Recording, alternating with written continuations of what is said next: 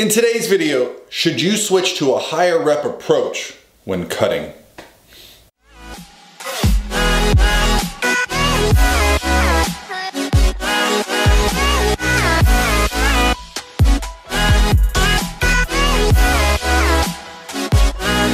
By myself.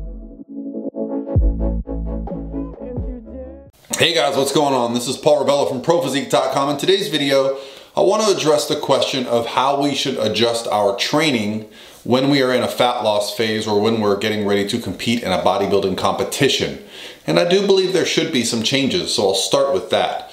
But the question came from my Instagram direct message, and this is a question that is old as time. So follow me on my Instagram here, and then you can send me your direct message questions, like this one here. I'll put it on the screen, and we can discuss just what it means. Should you continue to lift heavy weights in low reps throughout prep, or should you switch at any point to a higher rep, lower weight approach as you're getting leaner for the show?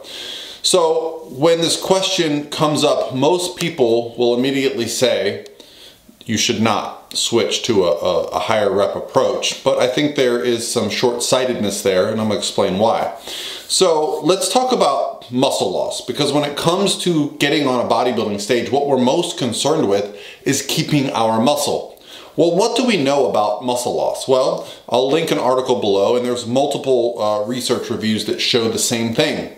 If we stop training a muscle, then we still keep that muscle for 3 weeks in an experienced lifter. Meaning, you don't have to lift, you don't lose any muscle fiber. Now, what you certainly lose is muscle fullness, because when you're not signaling the muscle on a regular basis to store glycogen, you're going to store less of it, have less full muscles. But we don't actually lose muscle, we don't actually detrain for up to 3 weeks, all right? So the fear of losing muscle, I think, is probably overstated.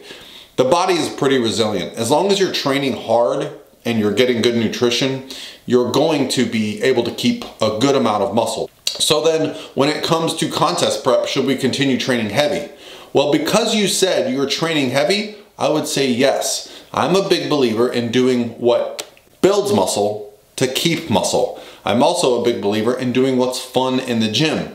And as someone who's experienced both very, very heavy training to 1 rep maxes for like a powerlifting meet, and doing super high volume, high intensity training where I don't really go too heavy, but I'm always doing things in the 10, 12, 15, 20 rep range.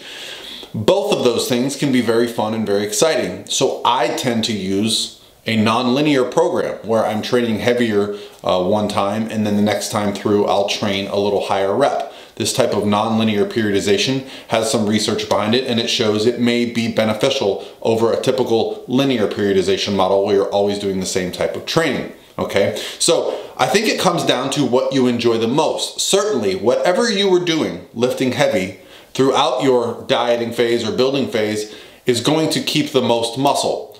There is one thing to consider though. For those of us that have gotten very lean, we know a few things about leverages, about energy, and yes, strength does decline. Now, oftentimes it's not relative strength. Relative strength will actually often stay very similar, because as our body weight comes down, our lifts might come down a little bit, but they're kind of relative to each other. So what we're actually seeing is just a decrease in the weight that we're holding, and sometimes mentally that can be tough to handle. So as a coach, what do I tell my athletes? I tell my athletes the most important thing is to be healthy and feel good. And so what do?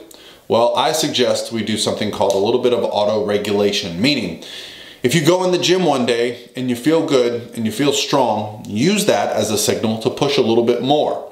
If you go in the gym and you're achy, your joints are hurting, you feel like you're just not yourself, well, that might be a good indication to stay away from a lot of the free weights, move over to some machines, do some higher rep work, get some blood in the muscles and the joints, and then see how you feel about pushing a little bit heavier, okay? This just comes down to training intelligently and not pushing yourself to the point where you're going to risk injury.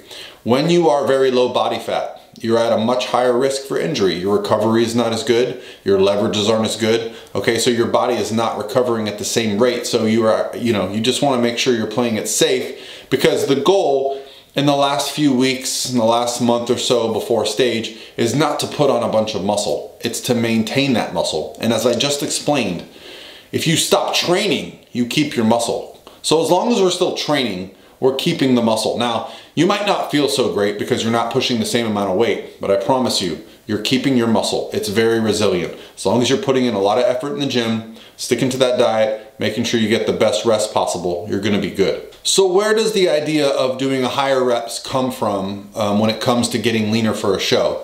Well, there is some truth to the fact that you will burn more calories if you're doing higher reps.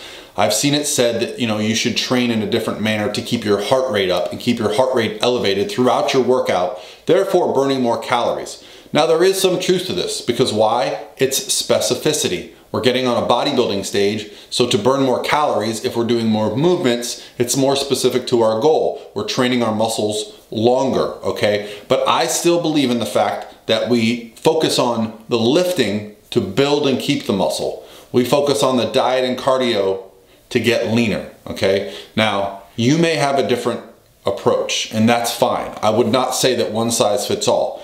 The most important thing is that you believe in what you're doing and it fits what you enjoy, okay? I, as a coach, when it comes to bodybuilders, and I consider anybody that gets on stage, in the bodybuilding category, one of these athletes, I am going to crush them so that they are hitting the weights hard, and then we're gonna use diet and cardio as a manner to reduce body fat, okay? I want the training, I want the thought, I want the focus every time they step foot in the gym to crush it and grow and get better and build more muscle.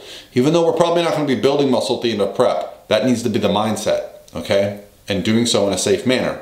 Now, when you prepare your meals and you do your cardio, that's when we're going to see the caloric deficit created that is going to dig into those body fat stores. All right, guys, that's gonna be it for me today. If you're interested in the research, I linked it below, and I'll talk to you tomorrow.